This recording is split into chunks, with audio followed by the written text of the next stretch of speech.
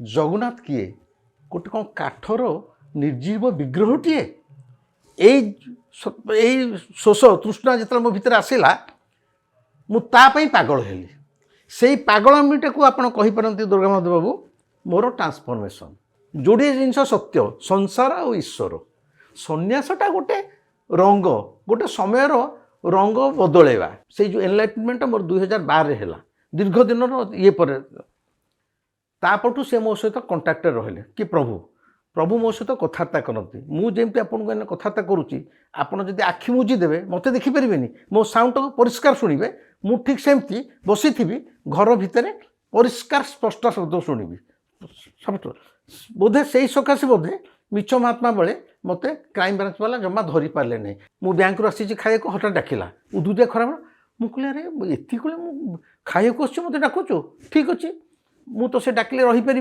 से गोटे डाक जमी प्रेमिकाटे डाकुची प्रेमिक को बापा बो ना तो एति ठीक आस मोर आकर्षणटा सेमती मु हठात किसी भाव पारे पटकिना तुलसी आनिक खाइली टिके पकेटे रखिली स्त्री की देवाई हठात पचारे आपड़ केमी जाइले मु तुलसी खाया आसती रागिकी आपड़ किए यहीटा पचारि को जाऊँगी विश्वास करूँ दुर्गा माधव भाई ये विश्वासर कथा मो आखि आगे से जो भक्त भक्त छिड़ा होते रक्तमांसर से धुआं भाया मिलैकी पूरा आकाश में मिलगल मो आगे देयर इज नो बॉडी माने प्रभुर मो प्रति एत करुणा एत कृपा माने ता पर ठारू से घटना पर ठारू मु 5 थर रक्तमांस शरीर में प्रभु सहित केते केते परिस्थिति रे कथबार्ता करिछि।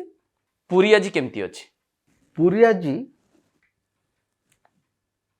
गोटे धर्षिता कुआरी एवं तार धर्षणकारी किए केवल प्रशासन यही जो विगत 5 वर्ष तले केवल आउ थे नवीन पट्टनायक क्षमता को फेरिया पांड्यान नामक जो कला पहाड़ आसला से ही पुरी की धर्षण कला ए सरकार को आम जो आशा आकांक्षा स्वप्न देखी आनी आम जे भूल करूँ यटा को मुक्त कंठरे स्वीकार करुच्ची 1.5 वर्ष भितर दुर्गा माधव कहतु एमाने सामान्य स्टेप नहीं कि दुर्नीतिग्रस्त लोक बीजेडी गवर्नमेंट क्या धरियापी नाई पांड्यान नाई बबी जदि पांड्यान को टे धरी था बोधे आमर आत्माटा शांति पाई था कारण तारी 24 वर्ष सरकार जाइए सी तो आराम अच्छी नरेंद्र मोदी बहुत दूरदृष्टि अच्छी किंतु दूरदृष्टि भाविकी से मोहन चरण माझी की मुख्यमंत्री चेयर बसले मु भावुची he is not fit for that chair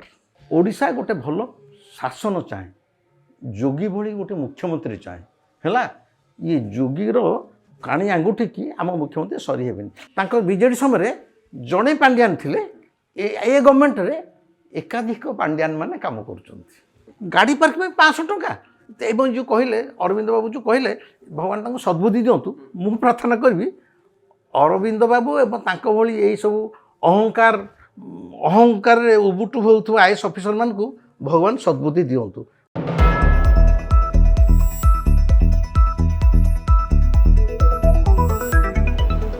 नमस्कार द इंटरव्यू आज आम भेटा प्रतिष्ठित लेखक डॉक्टर विबुध रंजन को। नमस्कार। डॉक्टर विबुध रंजन साधारण भाव में लोकों पाखे गोटे परिचय आपणकर थिला निखोज नेताजी मिछ महात्मा एभली चर्चित पुस्तक लेखिकी किंतु एबे देखा मिलूँ जे डॉक्टर विबुध रंजन गोटे ट्रांसफॉर्मेशन डॉक्टर विबुध रंजन एबे श्रीक्षेत्र श्री जगन्नाथ को लेकिन लोकों पाखे अनेक किछि तथ्य पहुँचेबा चेष्टा करुचंती सोशल मीडिया जरिया ये जो ट्रांसफॉर्मेशनटा डॉक्टर विबुध रंजन भीतर केमती हो पारला? जो ट्रांसफॉर्मेशनटा जहाँ भी मनुष्य भीतर हुए मु जाने से सबू प्रभु जगन्नाथ ही कराती से जिते मनुष्य को जो अवस्था रे पहुँचा चाहती से सहीटा करती मनुष्य भावे मु मो द्वारा किसी करदे बेसिकाली गोटे पॉइंट आमर ओडिशार दर्शक माने कि मो सहित मिशुवा लोक मैंने धरी पारंतिनी मु मूलतः जड़े सत्यान्वेषी सत्य कौन मु जानिया चाहे I want to know what is truth मु जानिबी मु निजे देखिबी मु हृदय उपलब्धि करी ताहले एटा सत्य बोली मु जानिबी एटा कॉलेज जीवन मो जीवन मोर एटा गोटे बेसिक मोर धर्मगुण एटा से सकाशे गांधी उपरे मु रिसर्च करके डॉक्टरेट कला परे मध्य ମୁଁ କହିଲି ମୁଁ ଗାନ୍ଧୀଟାକୁ ନିଜେ ଜାଣିବି, କେଉଁ ବହି ପଢ଼ିକି ଜାଣିବିନି, ମୁଁ ନିଜେ ଜାଣିବି, ଚିହ୍ନିବି, ଦେଖିବି, ଜାଣିବି ସେ ଲୋକଟା କ'ଣ ବୋଲି ମୁଁ ଏଇ ଦୁଃସାହସଟା କଲି। ସେମିତି ଆପଣ ନାଥୁରାମ ନଥି କୁହନ୍ତୁ, ନେତାଜୀ ମରିଗଲେ କ୍ରାସ୍ରେ, ମୁଁ ବିଶ୍ୱାସ କଲିନି। ମୁଁ ନିଜେ ଗବେଷଣା କଲି, ଜାଣିଲି, ଏବେ ବଞ୍ଚିଛନ୍ତି, ଜ୍ଞାନଗଞ୍ଜରେ ବଞ୍ଚିଛନ୍ତି, ବର୍ତ୍ତମାନ 128 ବର୍ଷ, ପ୍ରମାଣ ସିଦ୍ଧ ମିଳିଲେ ନେତାଜୀ ବହି ଲେଖିଛି। ମୋ ବହି ଯିଏ କାଉଣ୍ଟର କରିବ ସୁପ୍ରିମକୋର୍ଟ ଯାଏଁ ସମସ୍ତେ ହାରିବେ, ଏ କନଭିକ୍ସନ୍ ମୋ ନିଜର ଅଛି, କାରଣ ମୁଁ ନିଜେ ଖୋଜୁଛି। ଠିକ୍ ସେମିତି ଜଗନ୍ନାଥ କିଏ? ଗୋଟେ କ'ଣ କାଠର ନିର୍ଜୀବ ବିଗ୍ରହଟିଏ?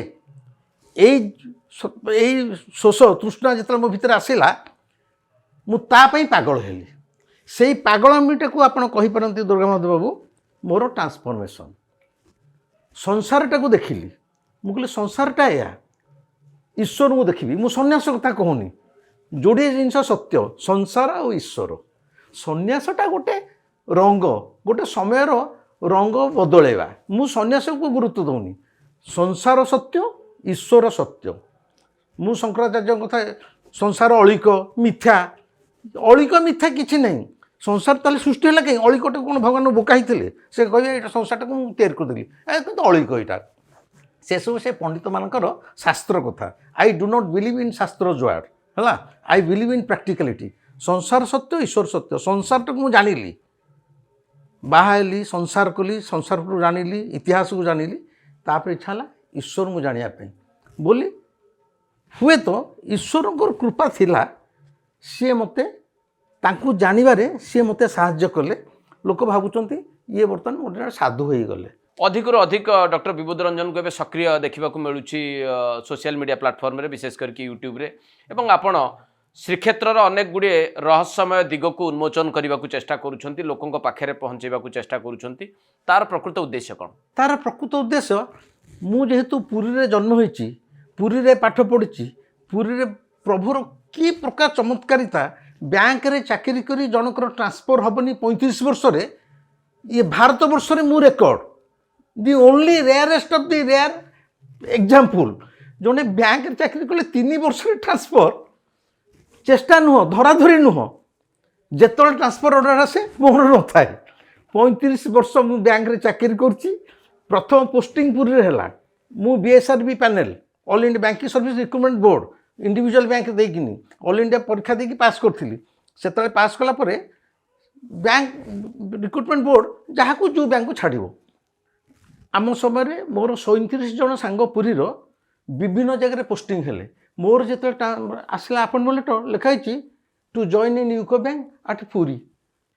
ବିଶ୍ୱାସ କରନ୍ତୁ ଦୁର୍ଗାମାଧବ ବାବୁ, ବୋଧେ that is the point of transformation.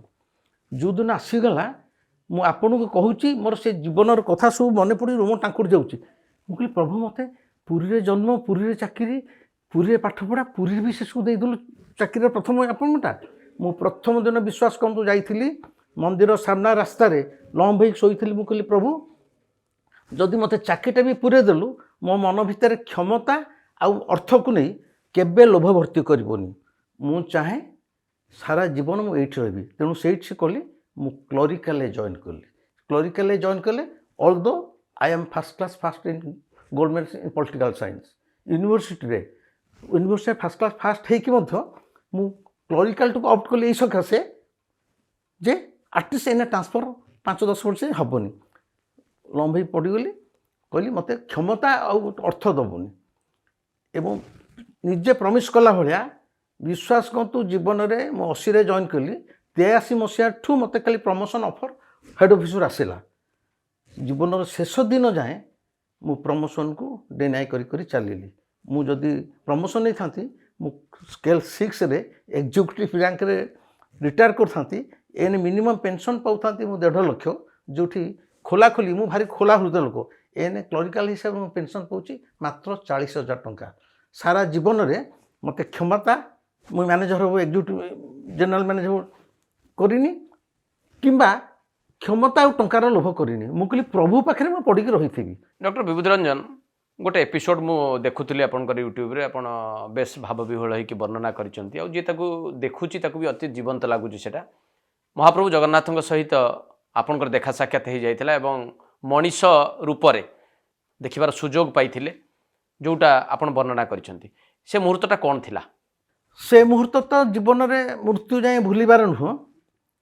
ଲୋକମାନେ ଦୃଢ଼ତା ଭକ୍ତି ପଢ଼ନ୍ତି, କହନ୍ତି ଦାସିଆ ବାବୁ ହାତରୁ ନଡ଼ିଆ ନେଇଥିଲେ, ଶାଲବେଗ ପାଇଁ ରଥ ହେଇଥିଲା। ସତରେ କି ମିଛରେ ମୁଁ ବି ନିଜେ ପଢ଼ିଲା ବେଳେ ଭାବୁଥିଲି ଏ ସତରେ କ'ଣ ଏମିତି ହେଇଥିଲା? ବଳରାମ ଦାସଙ୍କ ପାଇଁ ରଥ ରହିଯାଇଥିଲା, ଶାଲବେଗଙ୍କ ପାଇଁ ରଥ ରହିଗଲା, ଆଠୁ ଦାସିଆ ବାବୁ ହାତରୁ ନଡ଼ିଆ ନେଇଗଲେ।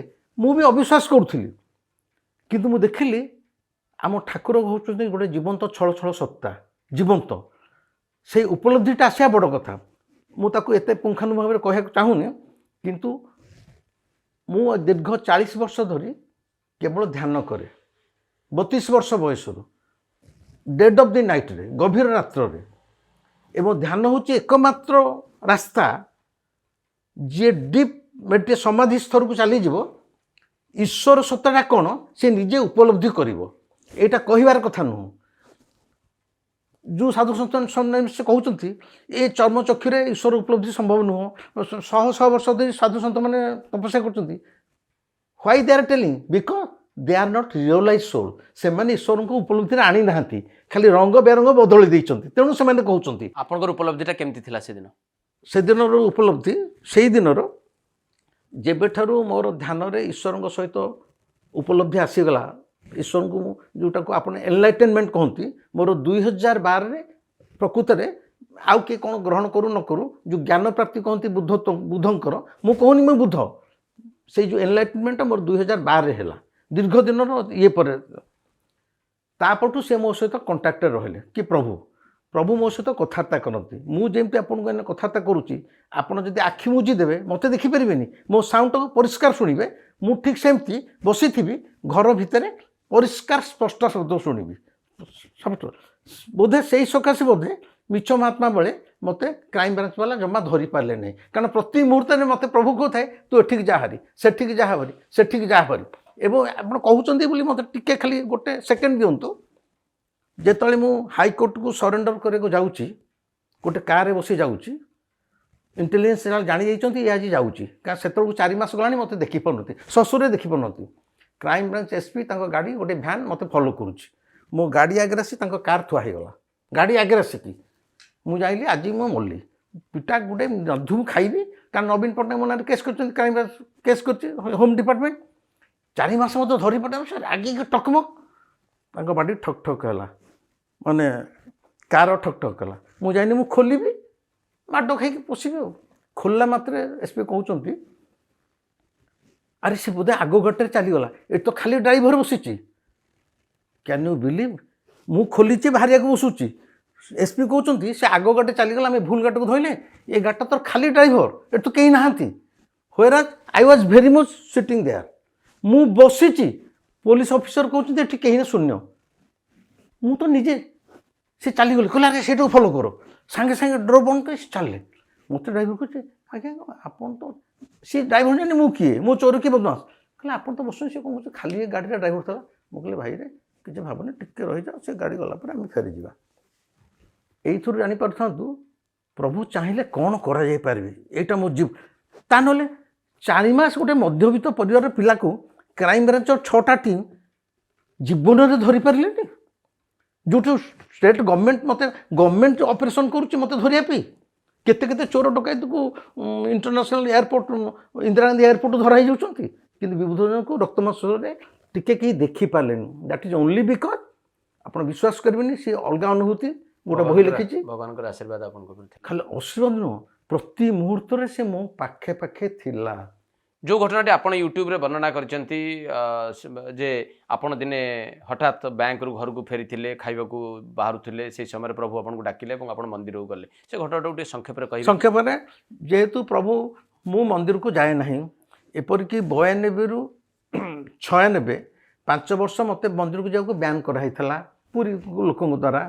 ମୁଁ କହିଥିଲି ପ୍ରଭୁ ତୋର ଯଦି ଏତେ ଇଏ, ମୋର ତୋତେ ଦେଖିବାର ଇଚ୍ଛା ନାହିଁ ହେଲା, କେତେବେଳେ ତୁ ବ୍ୟାନ୍ କରୁଛୁ, ମୁଁ ମନ୍ଦିରକୁ ଯିବିନି, ମୋ ନାଁରେ କେସ୍ କରୁଛ, କୋଟିଏ ଟଙ୍କାର ମାନହାନି କେସ୍ କରୁଛ, ଯାହା ହଉ। ତେଣୁ ଯେବେ ତୋର, ଦେଖନ୍ତୁ ଇଏ କି ଫୁଟାଣି ମୋର, ଯେବେ ତୋର ମୋତେ ଦେଖିବାକୁ ଇଚ୍ଛା ହେବ, ତୁ ମୋତେ ନ ଦେଖିଲେ ରହିପାରିବୁନି, ତୁ ମୋତେ ଡାକିବୁ, ଡାକିଲେ ମୁଁ ଯିବି। ଏଇଟା ତାର ମୋର କଣ୍ଡିସନ୍ ଡ୍ୟୁରିଂ ମେଡ଼ିଟେସନ୍।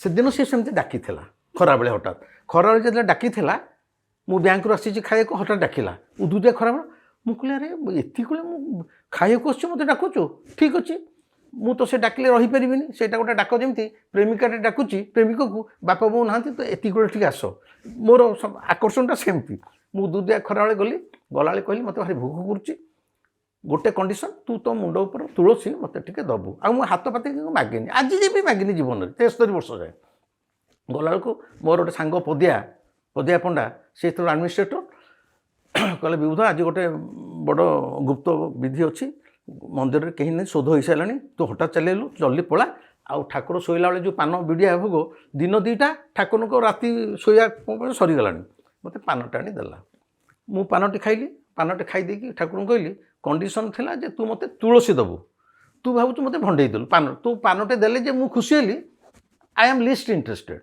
ତୁ କଣ୍ଡିସନ୍ ଭାଙ୍ଗିଛୁ ମୁଁ ଜୀବନରେ ତୋ ପାଖକୁ ଆସିବିନି ରାଗିକି ସାଙ୍ଗ ଭଳିଆ କହିକି ଠିକ୍ ଏଇ ଯେଉଁ ମୁକ୍ତିମଣ୍ଡପ ପଟେ ବାହାରି ଆସିଛି ମନ୍ଦିର ତ କେହି ନାହାନ୍ତି ମୁଁ କହିଲି ବିମଳାଙ୍କୁ ତ ମୋର ମା ହିସାବରେ ମୁଁ ଦେଖିଛି ଟିକେ ମୁଣ୍ଡିଆଟା ମାରି ପଳେଇବି ବିଶ୍ୱାସ କରନ୍ତୁ ମନ୍ଦିରରେ କେହି ନାହାନ୍ତି ଆବସଲ୍ୟୁଟଲି ବିମଳା ମନ୍ଦିରରେ ଯାଇଛି 5 ହାତ ଯାଇଛି ସଗଣାରେ ପଛଆଡ଼ୁ ଜଣେ ବଙ୍ଗାଳୀ ଭଦ୍ର ଡାକିଲେ କହିଲେ ଦାଦା ଠାକୁର ମୁଁ ହଠାତ୍ ମୁଁ ଲୋକ ତ କେହି ନଥିଲେ ଜଣେ ଗୋରା ହେଇକି ଡେଙ୍ଗା ହେଇକି ଲୋକ ଗୋରା ତକ୍ ଆରିଷ୍ଟୋକ୍ରାଟିକ୍ 2 ହାତରେ ମେଞ୍ଚେ ତୁଳସୀ ଧରୁଛନ୍ତି ମୋତେ କହିଲେ ଆପଣ ରାଗିକି କ'ଣ ବେଙ୍ଗଲୀରେ ରାଗିକି ପଳାଉଛନ୍ତି ତୁଳସୀ ଖାଇବାକୁ ଆସିଥିଲେ ତୁଳସୀ ପାଇଲେ ମିଳେ ରାଗିକି ପଳାଉଛନ୍ତି କେତେ ତୁଳସୀ ଖାଇବେ ଖାଆନ୍ତୁ ମୁଁ ହଠାତ୍ କିଛି ଭାବିପାରିଲିନି ପଟକିନାକ ତୁଳସୀ ଆଣିକି ଖାଇଲି ଟିକେ ପକେଟରେ ରଖିଲି ସ୍ତ୍ରୀକି ଦେବା ପାଇଁ ହଠାତ୍ ପଚାରିବାକୁ ଯେ ଆପଣ କେମିତି ଜାଣିଲେ ମୁଁ ତୁଳସୀ ଖାଇବାକୁ ଆସିଥିଲି ରାଗିକି ଆପଣ କିଏ এইটা পচারিକୁ ଯାଉଛି ବିଶ୍ୱାସ କରନ୍ତୁ ଦୁର୍ଗା ମାଧବ ଭାଇ এটা ବିଶ୍ୱାସର କଥା ମୋ ଆଖି ଆଗରେ ସେ ଯେଉଁ ଭକ୍ତରକ୍ତି ଛିଡ଼ା ହେଇଥିଲେ ରକ୍ତ ମାଂସରେ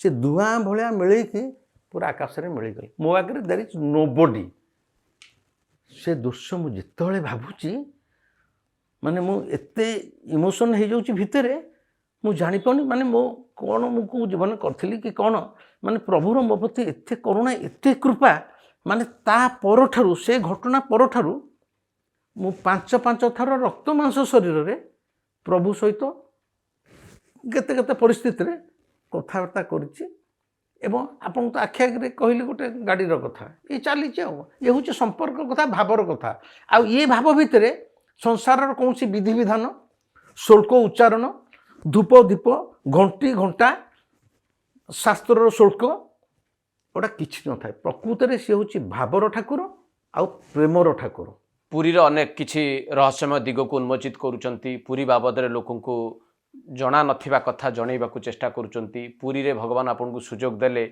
ଜନ୍ମ ହେବା ପାଇଁ ପାଠ ପଢ଼ିବା ପାଇଁ ଚାକିରି ମଧ୍ୟ ଭଗବାନଙ୍କ ସାନ୍ନିଧ୍ୟରୁ ଆପଣ ପାଇଲେ ଆଜି ପୁରୀ କେମିତି ଅଛି ମୁଁ ଡକ୍ଟର ବିବୁଧ ରଞ୍ଜନଙ୍କୁ ଏ ପ୍ରଶ୍ନ ସ୍ପଷ୍ଟ ଭାବରେ ପଚାରିବି ପୁରୀ ଆଜି କେମିତି ଅଛି ପୁରୀ ଆଜି ଗୋଟେ ଧର୍ଷିତା କୁଆଁରୀ ସଦ୍ୟ ଧର୍ଷଣ ହୋଇଥିବା ଗୋଟେ ଯୁବତୀର ଅବସ୍ଥା ଯାହା ପୁରୀ ଆଜି ପ୍ରତି ମୁହୂର୍ତ୍ତରେ ଧର୍ଷଣ ହେବାରେ ଲାଗିଛି ଏବଂ ତାର ଧର୍ଷଣକାରୀ କିଏ କେବଳ ପ୍ରଶାସନ ଯେଉଁ ପୁରୀକି ମୁଁ ଦେଖିଥିଲି ଯେଉଁ ପୁରୀର ପ୍ରେମରେ ମୁଁ ପଡ଼ିଛି ଆଜି ଯାଏଁ ସେ ପୁରୀ ଆଜି ଆଉ ନାହିଁ ପୁରୀ କହିଲେ ଯେଉଁଟା ବୁଝାଏ କେତେ ଗୁଡ଼ିଏ ସହର ଅଛି ଆମର ଯେମିତି ବନାରସ ହେଲା କାଶୀ ହେଲା ପୁରୀ ଗୋଟେ ସେଇଭଳି ଆମ ପୁରୀଟା ଛୋଟିଆ ଗାଁଟେ ତ ଠିକ୍ ଅଛି ଷଣ୍ଢ ରାସ୍ତାରେ ଶୋଇଛି ଠିକ୍ ଅଛି ଯିବାକୁ ରାସ୍ତା ନାହିଁ ଠିକ୍ ଅଛି ବର୍ଷା ହେଲେ ପାଣି ଆଣ୍ଠୁ ହେଉଛି ଠିକ୍ ଅଛି କିନ୍ତୁ ପୁରୀଟାର ଯେଉଁ ଜଗନ୍ନାଥଙ୍କ ପ୍ରତି ଯେଉଁ ଆକର୍ଷଣ ଥିଲା ତାକୁ ବହୁତ ଦୁଃଖର ସହିତ କହୁଛି ଯାହା ବି ଥିଲା ପ୍ରାୟତଃ ଥିଲା ଏଇ ଯେଉଁ ବିଗତ 5 ବର୍ଷ ତଳେ କେବଳ ଆଉ ଥରେ ନବୀନ ପଟ୍ଟନାୟକ କ୍ଷମତାକୁ ଫେରିବା ପାଇଁ ପାଣ୍ଡିଆନ ନାମକ ଯେଉଁ କଳା ପାହାଡ଼ ଆସିଲା ସେ ହିଁ ପୁରୀକି ଧର୍ଷଣ କଲା ମଠ ବାଡ଼ି ଆଶ୍ରମ ଆମର ସଂସ୍କୃତି ଆମର ଐତିହ୍ୟ କେତେ ଗୁଡ଼ିଏ ଜିନିଷ ଅଛି ପିଲାବେଳେ ଯଦି ଆମ ବାପା ଗୋଟେ ରାଲି ସାଇକେଲ ଚଳିଛି ସେ ରାଲି ସାଇକେଲଟାକୁ ଭାଙ୍ଗିକି ପୁଅ କାର୍ କିଣିଦେଲେ ବଡ଼ କଥା ନୁହଁ ତୁ କାର୍ କିଣି ତୁ ରାଲି ସାଇକେଲଟା ସେମିତି ଥିବ ଆମର ଗୋଟେ ସମୟ ଯେ ରେଡ଼ିଓଟା ଏମିତି ଥିଲା ତେଣୁ ଆମର ଯେଉଁ ପୁରୀର ମଠ ବାଡ଼ି ଥିଲା ବର୍ତ୍ତମାନ ଯେଉଁ ପରିକ୍ରମା ମାର୍ଗ ନାଁରେ ସବୁ ଭାଙ୍ଗିକି ସଫା ହେଇଗଲା ଆଉ କିଛି ନାହିଁ कौ कथाटा डॉक्टर विभूति रंजन को अत्यंत कष्ट देला विगत 5-6 वर्ष भितर जो कि पूरी बाबद आप ए प्रकार कड़ा टिप्पणी दवा पछघुंचा दौना कौ कथा गुड़ाक आप अत्यंत कष्ट देला अत्यंत कष्ट देला पुरी सहर पुरी मंदिर चारिपटे जो आमर मठबाड़ी आश्रम थिला तार मंदिर सहित गोटे भावावेग संपर्क थिला रीतिनीति सहित संपर्क थिला सेगुड़ा आज भांगिकी पोछा एने पुरी आसले जन लोक देखिबो कोन केवल मंदिर आउ से जो पुरी कहले जमती लागुला से जो रास्तार ठेला गाड़ीटे थी संडेटे पाकुड़ थी पोषा खेल काठ कैबिन पछाड़े पोषा खेल पड़ी लोक चढ़ईटे धरी हाथ में धरिकी आसुवे जो पुरी कहले जो पुरी चित्र सी गोटे पुरी अलग थिला अलग पुरी जो पूर्ण होता है जीवन छल छल होता एने जीवन ना एने पुरीटा हूँ गोटे कंप्यूटराइज प्रोग्रामिंग सहर गोटे आउ सेटा धर्म भी नहीं मंदिरटा को जो भाई मैंने परिचालना करुँच प्रशासन कला ता द्वारा परिक्रमा मार्ग है लोक बस खाली रिल्स तैयारी चलती सेल्फी निया चलती सेठी धर्म भावावेगर किसी ना ए प्रकार प्रचार करागला आपनकर मने थिबो 2024 साधारण निर्वाचन पूर्व जे पुरी रे अभूतपूर्व परिवर्तन विगत सरकार करदेले जहा केबे केही कल्पना करनथिले गजपति महाराज कहले जे एभली विकास से शह शह वर्ष धरिकी देखि नथिले एई प्रकार जो प्रचार चलिला से प्रचार विभूति रंजन को किभली प्रभावित करथिला एइभली प्रचार मते अत्यंत दुख देइथला कष्ट देइथला गजपति महाराज विषय कहया दरकार नहीं कहीं से चलती ठाकुर बोली कह जाइए सी आदौ चलती ठाकुर नुहते सी होती जड़े चलती बेपारी है सी भी निजे कहले जे एमती अद्भुत परिवर्तन माने कौन कोठाबाड़ी तेज भांगीदेल पथर परिक्रमा मार्ग करदेल এইটা হলা কোন পরিবর্তন কিন্তু যে স্বাভাবিক সামাজিক চলনি সামাজিক সংস্কৃতি সে ধারা সব ভাঙ্গি দিয়া গলা আর কিছু নহলা তেণু সে কি জানি মাংস ভক্ষণকারী নারী কি পান্ডিয়ান নেই ভর্তি কলা সে ক্যামেরা ধরি ফটো উঠাইলা সেটা চলিলা আমি দেখিলু মন্দির ভিতরে কিন্তু আমি কেহি নেই পারিবুনি তাহলে মন্দির পাই যে বর্তমান ঠাকুরଙ୍କ দর্শন পাই যে সব ব্যবস্থা হয়েছি আউ তো সাধারণ লোক ঠাকুরଙ୍କୁ দেখি পারুনাহান্তি পুরী লোক তো আদৌ দেখি পারুনাহান্তি परिक्रमा प्रकल्प जो उद्देश्य रखी करा जाइथिला एवं ताको आपण जेमती बुझिले तार परिणाम कौन सरकार भोगिला कि जे करथिला ए प्रकार प्रकल्पटे सरकार भोगिला कौन कला पहाड़ भी ठाकुर को जगन्नाथ को चमदौड़े टाणी टाणी नहीं इतिहास कहूँ एवं गंगा कूल पड़ा बेले तार भी छाती सब फाटीगला आम से समय ना देखुनु इतिहास को आम ग्रहण करा पड़ो इतिहास इज इतिहास इट्स ए फैक्ट ठीक से आमर ये जो कला पहाड़ आसला तार छाती फाटिक से कौन लुचिनी कि से कौन बजार देखा जाऊँ कि पांडु नामक जो कला पहाड़ तमिलुर आसला तार अवस्था नहीं कौन सी तो भाई बोधे एमती चकमा देखी मंदिर भांगिकी परिक्रमा मार्ग करदेव ठाकुर को लेकिन अटो डालार बसैकी भिक मगेब सबू मंदिर को टंका कोटी कोटी टंका दे जो उद्देश्य नहीं जे मु फेरी आसबि एवं मुझे मुख्यमंत्री भी देखुन तार अवस्था नहीं कौन एवं ये सूचई दूची जगन्नाथ स्थिति उपस्थिति एवं तांकर जीवंत सत्ता डॉक्टर विभूति रंजन सरकार तो बदलीगला पुणी गोटे नुआ सरकार आसला एवं अनेक आशा एवं अपेक्षा लोकंकर थिला जे पुरीर बोध हुए से पुराणा ऐतिह्य को फेरे अणाଯିବା चेष्टा कर आज दिन में मुझे विभूति रंजन को पचारे ये 1.5 वर्ष भीतर आपंकर अनुभव कौन पुरी किसी बदलबार चेष्टा करा आग ए सरकार को आम जो आशा आकांक्षा स्वप्न देखी आनीलु आम जे भूल करूँ यटा को मुक्त कंठरे स्वीकार करुच्ची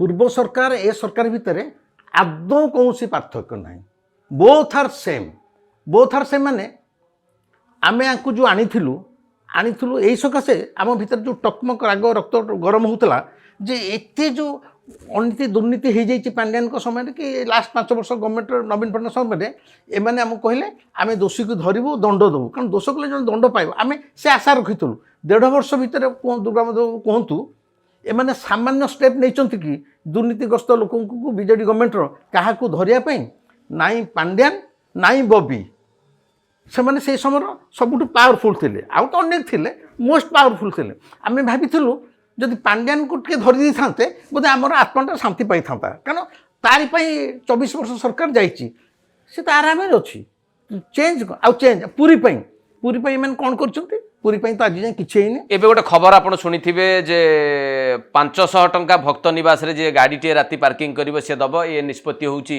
श्रीमंदिर मुख्य प्रशासक अरविंद पाढ़ीकर या पूर्वर आपड़ भी जानी ए सरकार परिवर्तन हवा परे महाप्रभु तलू पड़ते तार तदंत रिपोर्ट जना पड़ा ना गत रथयात्रा समय दला चकटा है तार रिपोर्ट सामना को आसला ना ये सब घटना गुड़ी को आप कि भाव देखिए ମୁଁ ଏହା କହୁଛି ସରକାରର କେବଳ ଚେୟାରରେ ବସିଥିବା ବ୍ୟକ୍ତିଟି ବଦଳୁଛି କିନ୍ତୁ ଚେୟାର ଇଜ୍ ଦି ସେମ୍ ଏବଂ ସେ ଚେୟାରର ସେ କ୍ଷମତା ଚେୟାରର କ'ଣ ଅଛି କରିସ୍ମା କି କ'ଣ ବିଭୂତି ଅଛି ମୁଁ ଜାଣିନି ସେ ଚେୟାରରେ ଯିଏ ବସୁଛି ସେଇ ପୂର୍ବ ସରକାର ବା ପୂର୍ବ ବ୍ୟକ୍ତି ଭଳି ବ୍ୟବହାର କରୁଛି। ଆପଣ ବଳଭଦ୍ର ଯେଉଁ ମୁହଁମାଡ଼ି ପଡ଼ିଲେ ତା କଥା କୁହନ୍ତୁ, ଗଲା ବର୍ଷ ରଥଯାତ୍ରାରେ ଯେଉଁ ଗୁଣ୍ଡିଚାଘରେ ଯେଉଁ ଲୋକ ଦଳା ଚକଟାରେ ମଲେ ସେ ପହଣ୍ଡି ପୂର୍ବରୁ ସେ କଥା କୁହନ୍ତୁ, ରତ୍ନଭଣ୍ଡାର ଚାବି ହଜିଯିବା କଥା କୁହନ୍ତୁ, ଗଣତି ମଣତି ଏପର୍ଯ୍ୟନ୍ତ ଗଣତି ମଣତି କୁହନ୍ତୁ, ଇଏ ଖାଲି ଭୁଆଁ ବୋଲଉଛନ୍ତି। ଇଏ ସରକାରର ଇଏ ସବୁକୁ ଚାପି ଦେଉଛନ୍ତି, କେବଳ ଚାପି ଦେଉଛନ୍ତି। ଆଜି ଯାଇ ସିଏ 1.5 ବର୍ଷରେ ଓଡ଼ିଶା ଲୋକଙ୍କ ପାଇଁ ପୁରୀ ପାଇଁ କ'ଣ କରିଛନ୍ତି? ବରଂ ଆମକୁ ପୁରୀବାସୀଙ୍କ ପାଇଁ ଆହୁରି ଅକଥନୀୟ ଯନ୍ତ୍ରଣା ଦେଉଛନ୍ତି। ଏବେ ଯେଉଁ ଧାଡ଼ି ହେଲା ଆଗରୁ ବି ଧାଡ଼ି ଶୃଙ୍ଖଳିତ ଦର୍ଶନ କଥା ଯେଉଁଟା ଗୋଟେ ବଡ଼ ପ୍ରସଙ୍ଗ ଥିଲା ବହୁତ ଦିନ ଧରିକି ପୁରୀବାସୀ ଏବଂ ସମସ୍ତ ଯେଉଁମାନେ ଆସୁଥିଲେ ଭଗବାନଙ୍କୁ ଦେଖିବା ପାଇଁ, ଆଜି ଦିନରେ ଶୃଙ୍ଖଳିତ ଦର୍ଶନ ସମ୍ଭବପର ହେଲା ଭଳି ଆପଣଙ୍କୁ ଲାଗୁଛି କି, ଆପଣଙ୍କର ଅନୁଭବ କହୁଛି କି? ଶୃଙ୍ଖଳିତ ଦର୍ଶନ ଆଜି ଯାଏଁ 1% ହେଇନାହିଁ, ବରଂ ଲୋକ କଲବଲ ହେଉଛନ୍ତି। ଏଇ ଯେଉଁ ଧାଡ଼ିରେ ଏଇ ବର୍ଷ ନୂଆବର୍ଷ 1 ତାରିଖ ଦିନ ରାତି 12ଟାରେ ଯେଉଁମାନେ ଧାଡ଼ିରେ ଛିଡ଼ା ହେଲେ, ମୋର ଗୋଟେ ସାଙ୍ଗ ଗଲା, ମୁଁ କହିଲି ତୁ ଯା, ମୋର ସେ ବଜାର ଭିତରକୁ ଯିବା ଦରକାର ନାହିଁ। ନା ବଜାର କ'ଣ? ମୁଁ କହିଲି ମନ୍ଦିର ଆଉ ମାନେ ମନ୍ଦିର ହିଁ ନେଇ, ମନ୍ଦିର has become a bazaar, it has become a market, everything ଟଙ୍କା ପଇସା ଦିଆ ନିଆ। ତେଣୁ 12ଟାରେ ଯେଉଁ ଛିଡ଼ା ହେଲେ ରାତି 4ଟା ବେଳକୁ ସେମାନେ ପଶିଲେ। ଆଚ୍ଛା, ପୁରୀ ସହରର ବୁଢ଼ା ଲୋକ, ମୁଁ ମୋର ପୁଅ ଝିଅ ଯେତେବେଳେ 4 ବର୍ଷର ଥିଲେ ମୁଁ ଯାଉଥିଲି ସାଙ୍ଗେ ସାଙ୍ଗେ ମନ୍ଦିର ଭିତରେ ନୂଆବର୍ଷ ଦିନ ପଶୁଥିଲି, ଦର୍ଶନ କରି ଆସୁଥିଲି। ଆଚ୍ଛା, ଏନେ ଗୋଟେ ବୁଢ଼ା ଲୋକ 70-80 ବର୍ଷର କି 60 ବର୍ଷ ବୁଢ଼ା 4 ଘଣ୍ଟା ଛିଡ଼ା ହେଇପାରିବ? ସେ ନୂଆବର୍ଷ ପାଇଁ ସାଧାରଣ ଦିନମାନଙ୍କରେ ପୁରୀ ଲୋକମାନେ ମଧ୍ୟ 4-5 ଘଣ୍ଟା ଛିଡ଼ା ହେଉଛନ୍ତି। ତା ଭିତରେ ଜଳା ଚକଟା, ଆଙ୍କର ଇନଫ୍ରାଷ୍ଟ୍ରକ୍ଚର କିଛି ନାହିଁ, ବୁଦ୍ଧି ବି କିଛି ନାହିଁ। ସେ ପୁରୁଣା ସେବାୟତମାନଙ୍କର ଯଦି ପରାମର୍ଶ ନିଅନ୍ତି, ପୁରୀର ପୁରୁଣା ସେବାୟତମାନଙ୍କର, ବରଂ ସେମାନେ ଠିକ୍ ରାସ୍ତା ଦେଖାନ୍ତେ। 4-4ଟା ଦୁଆର ଏଡ଼େ କି ଇଏ ଲୋକ ଆଗରେ ବି ଆସୁଥିଲେ, ଏଇନେ ଆସୁଥିଲେ। ଲୋକ କହୁଛନ୍ତି ଏବେ ବହୁତ ପପୁଲେସନ୍ ବଢ଼ିଗଲାଣି। ଆରେ ବଢ଼ୁ, ତାକୁ ଦେଖିକି ଏଡ଼େ ଏଡ଼େ ଦୁଆର ହେଇଛି, 4ଟା ଦୁଆର ହେଇଛି। ଆମ ସମୟରେ ଯେଉଁ ସିଷ୍ଟମରେ ଥାକ ଥାକ ହୋଇକି ଆମେ ଯାଉଥିଲୁ, ଆଚ୍ଛା ସେଇ ଭିତରେ ଗରୁଡ଼ ସ୍ତମ୍ଭ ସାମ୍ନାରେ ଏତେ ଲୁହା ବଡ଼ କାହିଁ ପଡ଼ୁଛି? କ'ଣ ପାଇଁ? What for? ସେ ଆହୁରି କମଜୋର କରିଦେଉଛି। ଠେଲା ପେଲାରେ ଲୋକ ପଡ଼ୁଛନ୍ତି, ମୁଣ୍ଡ ଫାଟୁଛି, ଠାକୁରଙ୍କ ମହାସ୍ନାନ ହେଉଛି। ଇଏ ଖାଲି ମାନେ ସାଇରନ୍ ବଜେଇ ଯାଉଛନ୍ତି। ସେ ପୃଥ୍ୱୀରାଜ ହରିଚନ୍ଦନ ସେ ରାମାଦାମା ସାମେ ଯାଉଛି। ଏଗୁଡ଼ା ଖାଲି କ୍ଷମତା ଲୋଭୀ କାଙ୍ଗାଳ କ୍ଷମତାଟାକୁ ଉପଭୋଗ କରୁଛନ୍ତି। ଏମାନେ nobody is serious for Puri, not even for temple. ଜଣେ ରାଜନୀତି ବିଜ୍ଞାନ ଛାତ୍ର ଭାବରେ ଡକ୍ଟର ବିଭୂତି ରଞ୍ଜନଙ୍କୁ ମୋର ପ୍ରଶ୍ନ ରହିବ ଯେ ଯେଉଁ ବ୍ୟବସ୍ଥା ପରିବର୍ତ୍ତନ ପାଇଁ ଲୋକ ଚାହୁଁଥିଲେ, ବ୍ୟବସ୍ଥାରେ ସେଇ ପ୍ରକାର ପରିବର୍ତ୍ତନ ହେଇପାରିଲା କି? ସରକାର ବଦଳିଗଲା କିନ୍ତୁ ବ୍ୟବସ୍ଥାଟା ବଦଳିଲା କି? ଆଦୌ ବ୍ୟବସ୍ଥା ବଦଳିଲା ନାହିଁ। ଆଦୌ ବ୍ୟବସ୍ଥା ବଦଳିଲା ନାହିଁ। ସେତେବେଳେ ଯେଉଁ ବ୍ୟବସ୍ଥା ତଥା ଯେଉଁ ବ୍ୟୁରୋକ୍ରାସି ମାନେ ଚଳାଉଥିଲେ, ପାଣ୍ଡିଆନ ସମେତ ମନ୍ତ୍ରୀ କେହି ନଥିଲେ, ସେମାନେ ସବୁ କୀର୍ତ୍ତଦାସ ହେଇଥିଲେ। ଆଉ କହୁଥିଲେ ଆମେ କୀର୍ତ୍ତଦାସ ହେଇକି ଆନନ୍ଦ ଗର୍ବ ଅନୁଭବ କରୁଛୁ, ଆମେ ତାଙ୍କର କୀର୍ତ୍ତଦାସ ପାଣ୍ଡିଆନଙ୍କର। ବ୍ୟୁରୋକ୍ରାଟ ଛାତ୍ର ଶାସନ କରୁଥିଲେ, ଏନେ ବି ବ୍ୟୁରୋକ୍ରାଟ ଶାସନ କରୁଛନ୍ତି।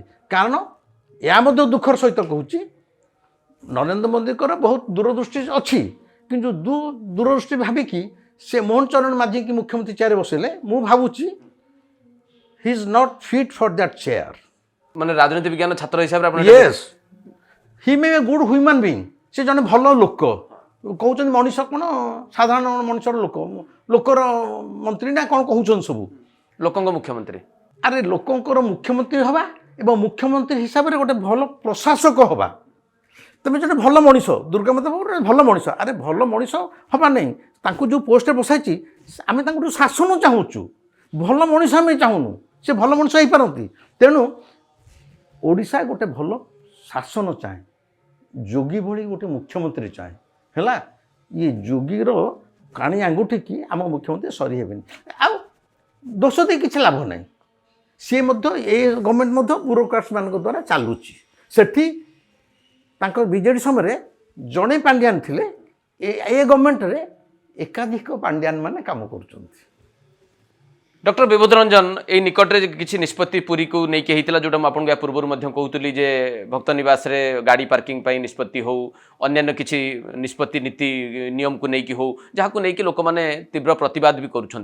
এতে আপনার মতামত কণ রহব যে যে প্রশাসনিক ব্যবস্থাটা শ্রীমন্দিরের এবে চালিছি বা যিয়ে দায়িত্বরে রয়েছেন অরবিন্দ পাড়ী ভଳି ব্যক্তিত্ব, সে সম্পূর্ণ ভাবে প্রশাসনকে চলাইবার বিফল হয়েছেন?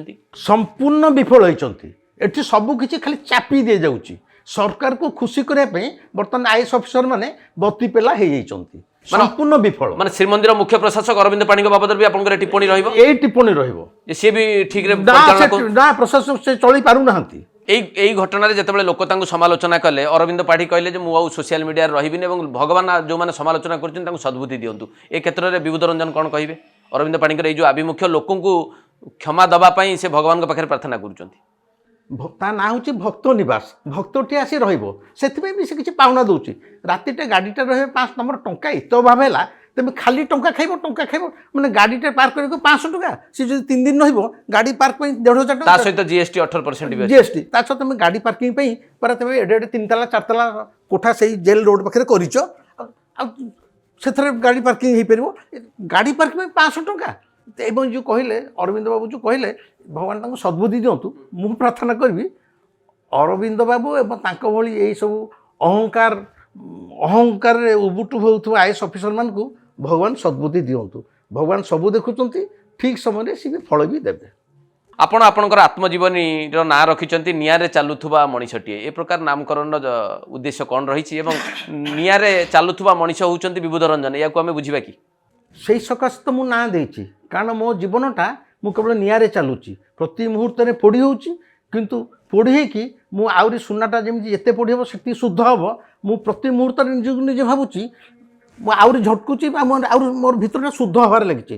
ନିଆଁରେ ଚାଲୁଥିବା ଏଇ ସକାଶେ ପିଲାବେଳୁ ବୋଉ ମରିଗଲା, ସାବତ ମା ପାଖରେ ବଢ଼ିଲୁ, ରୋଷେଇ କରି ଖାଇବାକୁ ଗଲି, ସେ କଥା ଛାଡ଼ନ୍ତୁ, ପିଲାବେଳଟା ଅତି କଷ୍ଟରେ ଯାଇଛି ହେଲା।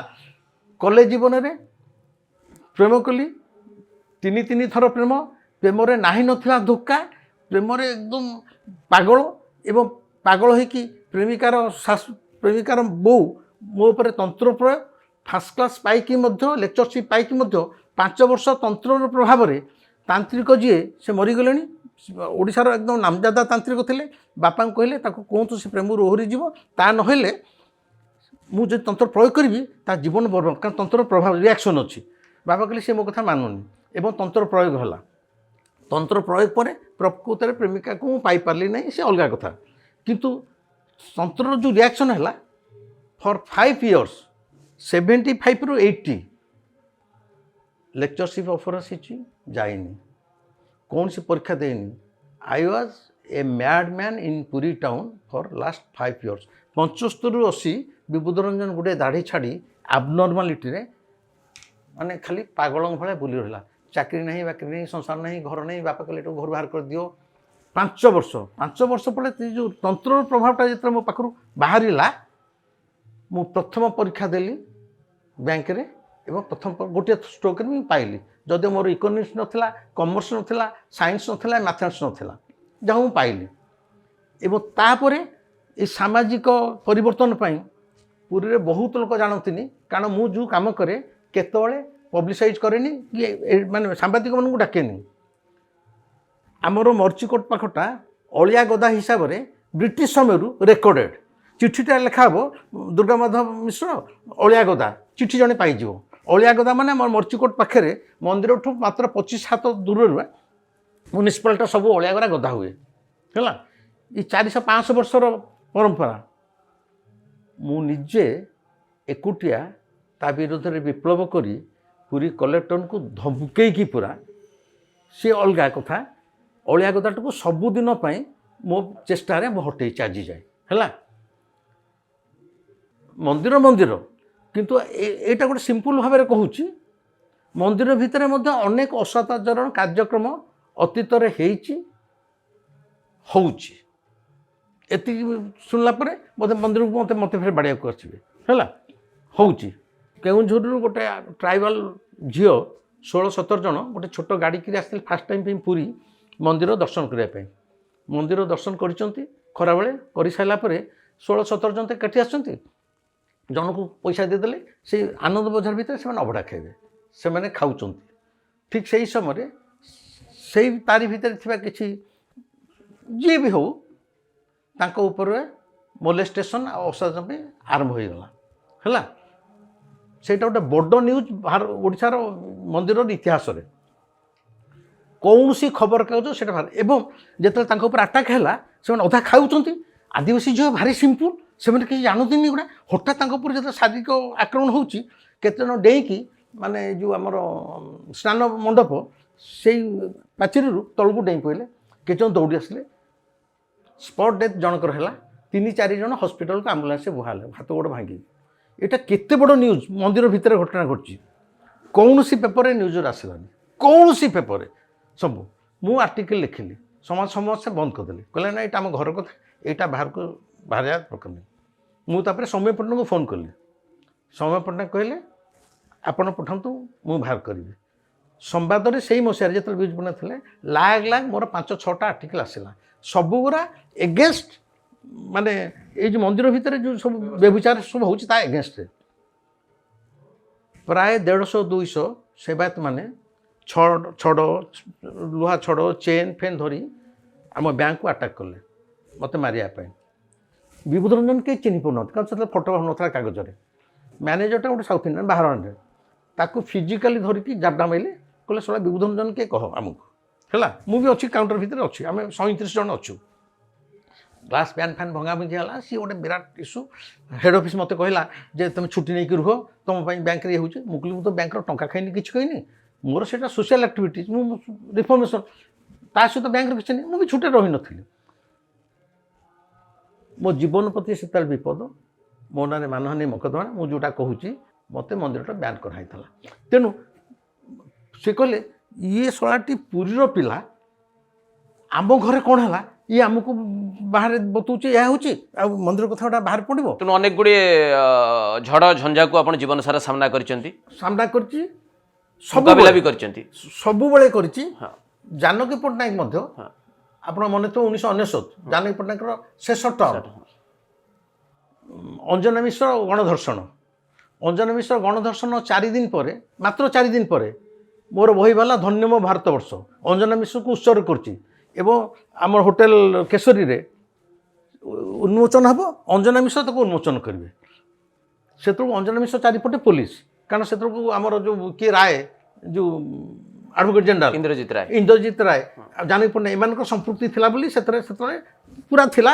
ଏନିୱେ ତାଙ୍କ ବିଷୟରେ ଟାଇମ୍ ଆମର ତ ଇଲଷ୍ଟ୍ରେଟ୍ ଉଠିଲେ କେତେ ବାହାରିଛି ଛାଣନ୍ତୁ।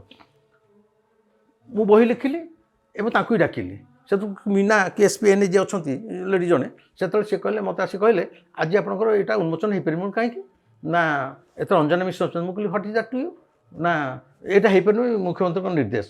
ମୁଁ କହିଲି ମୁଖ୍ୟମନ୍ତ୍ରୀ ଏହା କହିଥିଲି ମୁଖ୍ୟମନ୍ତ୍ରୀକୁ ଆପଣ କ'ଣ ମାଟିଆ ପୋଷାକ ପିନ୍ଧା କୁକୁର ଲାଙ୍ଗୁଡ଼ ହଲେଇବି। ବିଭୂତ ରଞ୍ଜନ କୁକୁର ହେଇକି ଲାଙ୍ଗୁଡ଼ ହଲାଏନି କାହାକୁ। ବିଭୂତ ରଞ୍ଜନ ଲେଖ ମୁଁ ବହି ଲେଖିଛି ମୁଁ କାହାକୁ ଡାକିଲି ସେଥିରେ ହେଇଥିଲା ବି। ଆଉ ଗୋଟିଏ ଘଟଣା ବୋଧେ ମୋର ମନେ ପଡୁଛି ଯାହା ମିଛ ମହାତ୍ମା ବହି ଲେଖିବା ପରେ ଆପଣଙ୍କ ଉପରେ ଜୋରଦାର ଆକ୍ରମଣ ଉଦ୍ୟମ କରାଯାଇଥିଲା। ଆପଣ କୁଆଡ଼େ ମାନେ ଫେରାର ହେଇଯାଇଥିଲେ? ଫେରାର ହେଇଯାଇଥିଲି ସେ ବହି ଲେଖିଛି ବିଭୂତ ରଞ୍ଜନ ଫେରାର ପୋଲିସ ଖୋଜୁଛି 300 ପୃଷ୍ଠାର ବହି। ମୁଁ ହାଇକୋର୍ଟର ଜଜ୍ମାନଙ୍କର ମୁଁ ମୁଖେ ବି ଖୋଲି ଦେଇଛି ମାନେ 60,000 ଟଙ୍କା ଦିଅନ୍ତୁ ତାଙ୍କୁ ଆମେ ବେଲ୍ ଦେଇଦେବୁ ଏ ଅଫର୍ ବି ଆସିଛି।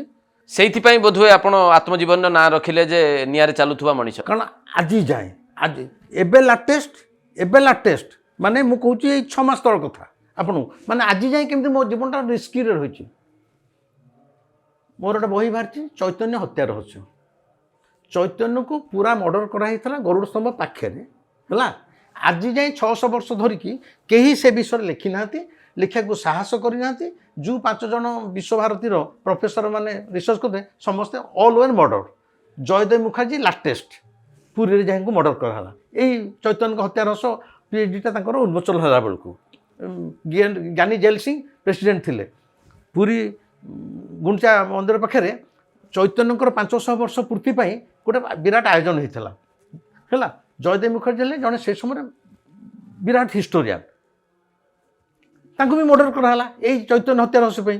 ତ ମୁଁ ପଚାରିବି ଯେ ଆପଣ ଏଭଳି କିଛି ପୁସ୍ତକ ଲେଖିଛନ୍ତି ଏଭଳି କିଛି ଲେଖା ବି ଲେଖିଛନ୍ତି ଅତୀତରେ ବିବାଦକୁ ଆପଣ ଯେମିତି ଡାକିଲା ଭଳି ଲାଗେ ଯେ ହାତ ଠାରିକି ଯେ ଆସେ ୟା ପରେ ବିବାଦ ହଉ ବୋଲି। ଲୋକ କହନ୍ତି ଯେ ବିବାଦ ଆଉ ବିଭୂତ ରଞ୍ଜନ 2 ଜଣ ପ୍ରତିଶବ୍ଦ କହିଲେ ଭୁଲ ହବନି। ଏଇଟା କାହିଁକି ନା ଯେଉଁମାନେ କହନ୍ତି ବିବାଦକୁ ଡାକିକି ଆଣିଛନ୍ତି ଏମାନେ ସବୁ ବତି ପେଲା ମୁଖା ପିନ୍ଧା ଡୁପ୍ଲିକେଟ୍ ମଣିଷ ହେଲା।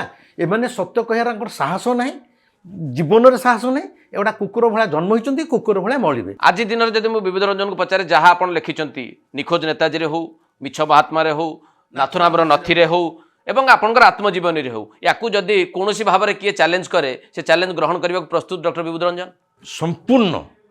ସମ୍ପୂର୍ଣ୍ଣ କାରଣ ମୁଁ ଯେଉଁ ସବୁ ଡାଟା ଦେଇଛି ହେଇଛି ନୋବଡି କ୍ୟାନ୍ କ୍ୱେଶ୍ଚିନ୍, କାରଣ ମୁଁ କାଳ୍ପନିକ ଭାବିକି କିଛି ଦେଇନି। ଇତିହାସର ଚୈତନ୍ୟ ମରିଛନ୍ତି 600 ବର୍ଷ ତଳେ, 600 ବର୍ଷ ତଳେ ମୁଁ ବି ଜନ୍ମ ହେଇନି କି ନାହିଁ। ମୁଁ ଯିଏ ସେ ବହିଟା ବର୍ତ୍ତମାନ ଓଡ଼ିଆ, ଇଂରାଜୀ, ବେଙ୍ଗଲୀ ତିନିଟାରେ ଟ୍ରାନ୍ସଲେଟରେ ବିକ୍ରି ହେଉଛି। ମୁଁ ତ କହିଛି ଯଦି ଏଥିରେ କିଛି ମିଥ୍ୟା ଅଛି ମୋତେ କୋର୍ଟକୁ ଟାଣ, କାହାରି ସାହସ ନାହିଁ। ଇତିହାସଟା ଏତେ ନିଷ୍ଠୁର ମାନେ ଭାବି ପାରିବେନି। ତେଣୁ ମୁଁ କାହିଁକି କହିଲି ଏବେ ଯାଇ ବି ମୁଁ ନିଆଁ ଚାଲୁଛି। ମୋ ଉପରେ ଆପଣ ଭୁବନେଶ୍ୱର ଇସ୍କନ ବାଲା ତିନିଟା ଭିଡ଼ିଓ କରି ତାର ଗଳା କାଟିଦିଅ, ତା ଜିଭ କାଟିଦିଅ, ସବୁଦିନ ପାଇଁ ସେ ବନ୍ଦ ହେଇଯିବ, ଆଉ କଥା କହିପାରିବନି। ଏପରିକି ଏମାନଙ୍କ କଥାରେ ରାଚିକି ପୁରୀର ସେବାୟତ, ମୁଁ ନାଁ ନହୁନି, ପୁରୀ ମନ୍ଦିରର ବରିଷ୍ଠ ସେବାୟତ ଗୋଟେ ଗୋଷ୍ଠୀ କରିକି 4-5 ମାସ ତଳେ ସୋସିଆଲ ମିଡ଼ିଆରେ ଚଲେଇଲେ। ସେ ଲୋକ ଆସିଲେ ତାକୁ ବାଡ଼େଇବା, ତା ବେକ କାଟିଦେବା, ସବୁ ସିଗ୍ନେଚର୍ କରିକି। ଏଇଟା 4-5 ମାସ ତଳର କଥା। ସେଇ ସକାଶେ ମୋର ବହି ନେଇକି ନିଆଁରେ ଚାଲୁଥିବା ମଣିଷ।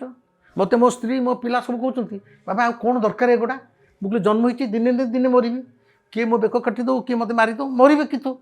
କିନ୍ତୁ ଆଟଲିଷ୍ଟ ମୁଁ ଆତ୍ମସଂସ୍କରଣ ମରିବି ଯେ ସତ୍ୟଟା ମୁଁ ଦେଖିକି ଯାଇଛି, କହିକି ଯାଇଛି। ଏବଂ ସେଥିପାଇଁ ମୋର ବ୍ୟକ୍ତିଗତ ସ୍ୱାର୍ଥ, କେତେ ଟଙ୍କା ପାଇବି, କେଉଁଠି ପ୍ରମୋସନ୍ ପାଇବି, କେଉଁଠି ଘର ପାଇବି, କ'ଣ କାହାକୁ ମୁଁ ଖାତିର କରିନି। ଡକ୍ଟର ବିବୁଧ ରଞ୍ଜନ ଏକଥା ଶୁଣିବାକୁ ମିଳେ ଯେ ବିବୁଧ ରଞ୍ଜନ ଅନେକ କିଛି ବହି ଲେଖିଛନ୍ତି, ଅନେକ କିଛି ତଥ୍ୟର ଉନ୍ମୋଚନ କରିଛନ୍ତି, ଲୋକଙ୍କୁ ଜଣାଇବାକୁ ଚେଷ୍ଟା କରିଛନ୍ତି, କିନ୍ତୁ ପୁରସ୍କାର ମନସ୍କ ହେଇନାହାନ୍ତି। ବିଭିନ୍ନ ସମୟରେ ତାଙ୍କୁ ଯେତେବେଳେ ଡକାଯାଇଛି ପୁରସ୍କାର ଦେବା ପାଇଁ ସେ ତାକୁ ପ୍ରତ୍ୟାଖ୍ୟାନ କରିଛନ୍ତି। ଏଇଟା ବିବୁଧ ରଞ୍ଜନଙ୍କର କେଉଁ ଗୁଣଟିକୁ ସୂଚିତ କରୁଛି ଯେ ଆପଣ ଯାହା ଲେଖୁଛନ୍ତି ଠିକ୍ ଲେଖୁଛନ୍ତି, ଆପଣଙ୍କୁ ପୁରସ୍କାରର ଆବଶ୍ୟକତା ନାହିଁ, ନା ଏଇଟା ଅହଙ୍କାର ବୋଲି ବୁଝାଯାଇପାରେ? ଅନେକ କହୁଛନ୍ତି ବିବୁଧ ରଞ୍ଜନ ଅତ୍ୟନ୍ତ ଅହଙ୍କାରୀ ମଣିଷ, ସମସ୍ତେ କହୁଛନ୍ତି। କାରଣ କୌଣସି ମିଟିଂ କି ଡାକିଲେ ମୁଁ ଯାଏନି, ସାହିତ୍ୟ ମିଟିଂ ନୁହଁ, କୌଣସି ମିଟିଂ କି। ଏଇ ଡିସେମ୍ବରରେ ମୋତେ 8ଟା ଜାଗାରୁ, ଓଡ଼ିଶାର ବିଭିନ୍ନ ଜାଗାରୁ, ଆପଣଙ୍କ ସାମ୍ବାଦିକ ଲାଇନ୍ର ରାୟଗଡ଼ାର ସାମ୍ବାଦିକ ଆସୋସିଏସନ୍ ଚିଫ୍ ଗେଷ୍ଟ, ମୁଁ କୁଆଡ଼େ ଯାଏନି। କାରଣ ଏଇ ଯେଉଁ ଫୁଟାଣି ମାରି କଥା କହିବା, ଫଟୋ ବାହାରିବା, ପେପରରେ ବାହାରିବା, ମୁଁ ସେଥିରେ ବିଶ୍ୱାସ କରେନି। ମୁଁ ମୋର ଗୁଣଚିମୂଷାବେଳେ ବସିଛି, ଯାହା ଚାହୁଁଛି ମୋ ଆତ୍ମାକୁ ଶାନ୍ତି ଦେବା ପାଇଁ ମୁଁ ଲେଖୁଛି। ଅନ୍ୟ କହନ୍ତି ମୋତେ ଅହଙ୍କାରୀ ହେଲା। ହଁ, ମୁଁ ପୁରସ୍କାରକୁ ଆଡ଼େଇଛି, ମୋତେ ମଜା ହେଇଛି। ଆଉ ସଦ୍ୟତ ହେଉଛି ଆମର ଏଇ ଯେଉଁ ଅଚ୍ୟୁତ ସାମନ୍ତଙ୍କର ଭଉଣୀ ଇତି ସାମନ୍ତ ଦୁଥରକୁ ଦେଲେ, ମୋତେ କହିଲେ ଏମିତି ମୁଁ କହୁଛି, ମୋ ନାଁ ଡକାଉଛି, ସବୁ ହେଉଛି, କିନ୍ତୁ ମୁଁ ସେଦିନ ଯାଇନି। ମୋତେ ଫୋନ୍ କରି କହିଲେ ଆପଣ ଆମକୁ ଅପମାନ କଲେ, ମନୋଜ ଦାସ ଆସି ମୁଣ୍ଡ ନଇକି ନେଇଛନ୍ତି ଆମଠୁ, ଅମୁକ ଆସି ସମୁକୁ ନେଇଛନ୍ତି, ବହୁତ ପ୍ରତ୍ୟାହାର ହେଇଛନ୍ତି। ଆପଣ ଏମିତି କ'ଣ ଯେ ଆପଣଙ୍କୁ ଦିଆଗଲା ଏଥରକ, ଆପଣଙ୍କର ଫଟୋ, ଶାଲ୍ ଫାଲ୍, ଟଙ୍କା ସବୁ ଥୁଆ ହେଇଥିଲା, 10,000 ଟଙ୍କା, ଆପଣ ଆସିଲେନି ହେଲା। ମୁଁ କହିଲି ଆପଣଙ୍କୁ ମୁଁ ମନା କରିଥିଲି ମୁଁ ଯିବିନି। ନା ଆମେ ଭାବିଲୁ ଆପଣ ସେମିତି କହୁଛନ୍ତି। ମୁଁ କହିଲି ମୁଁ ସେମିତି, ମୋର ପୁରସ୍କାର କ'ଣ ମୋର। ଏଇଟା ହେଉଛି ବଡ଼ ଉପଲବ୍ଧି ଆପଣଙ୍କ ଜୀବନର ବୋଲି ଆପଣ ଭାବନ୍ତି ଯେ ଯେଉଁ ନିଷ୍ପତ୍ତି ବିବୁଧ ରଞ୍ଜନ ନିଅନ୍ତି, ଲେଖିବାରେ ହେଉ, ଲୋକଙ୍କ ପାଖରେ ତଥ୍ୟ ଉନ୍ମୋଚିତ କରିବାରେ ହେଉ, ପୁରସ୍କାରକୁ ପ୍ରତ୍ୟାଖ୍ୟାନ କରିବାରେ ହେଉ, ଏସବୁ ନିଷ୍ପତ୍ତି ଠିକ୍ ନିଷ୍ପତ୍ତି ନେଇଛନ୍ତି। ମୁଁ ତ ଭାବୁଛି ମୁଁ ଠିକ୍ କରୁଛି ଭୁଲ କରୁଛି ମୁଁ ଜାଣିନି, ସେଇଟା ସମୟ କହିବ। କିନ୍ତୁ ମୋର ଅନ୍ତରାତ୍ମା କହେନି ଏଇ ଯେଉଁ ପୁରସ୍କାର ଯାଇ ଷ୍ଟେଜ୍ରେ ଛିଡ଼ା ହେବା, ଏଥିରେ ବରଂ ମୋର ଅହଙ୍କାର ଯାଇଥିଲେ, ମୋର ଅହଙ୍କାର ବଢ଼ିଥାନ୍ତା ଯେ ଆଇ ଏମ୍ ସମବଡ଼ି। ମୁଁ ବର୍ତ୍ତମାନ ବି କହୁଛି ମୁଁ ରାସ୍ତାର ଧୂଳି, ମୁଁ କିଛି ନୁହଁ। କେତେ ରଥି ମହାରତୀ ଗଲେଣି, ମୁଁ ବିବୁଧ ରଞ୍ଜନ ଧୂଳିର ଧୂଳି।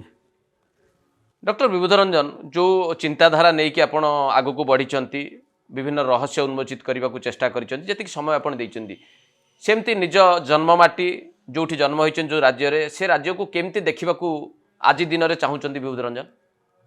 ମୁଁ ତ ଚାହୁଁଛି ଆମ ଓଡ଼ିଶାଟା ପିଲାବେଳୁ ଯେମିତି ଓଡ଼ିଶା ଥିଲା ସେମିତି ଥାଆନ୍ତା। ଆଧୁନିକରଣ ନାଁରେ ଏଇ ଯେଉଁ ଜଙ୍ଗଲ ସଫା ହେଇଯାଉଛି, ପାହାଡ଼ କଟା ହେଇଯାଉଛି, ସେଇଟା ମୋତେ ବହୁତ କଷ୍ଟ ଦେଉଛି। ପୁରୀ ରାସ୍ତା ଚଉଡ଼ା ହେବା ପାଇଁ 1200 ବରଗଛ କଟା ହେଇଗଲା। ମୁଁ ଭର୍ଚୁଆଲି ମାନେ ମୁଁ କାନ୍ଦିଛି, ମାନେ ମୁଁ ଭାରି ଇମୋସନାଲ୍, ମୁଁ କାନ୍ଦି ପକାଏ। ମାନେ ଏବେ ଯେଉଁଠି ଗୋଟେ ଗଛ କଟା ହେଇଯାଉଛି, ଏଇଠି ମୋ ଘର ସାମ୍ନାଟା ହେଉଛି ଏଇ ଭୁବନେଶ୍ୱର ପାର୍କରେ, କରତ ଆସିକି ଗଛଟା ହେଇଥିଲା ପ୍ରାୟ 40 ଫୁଟ, ତ କାଟି ଦିଆଗଲା। ମୁଁ ଯାଇ କହିଲି ବୋଲେ କାଟୁଛ କାହିଁକି? ନା ଏଇଟା ବହୁତ ହେଇଯାଉଛି, ଏଇଟା ପଇଲେ ଏମିତି କହିଯିବ, ସବୁ କହିଯିବ।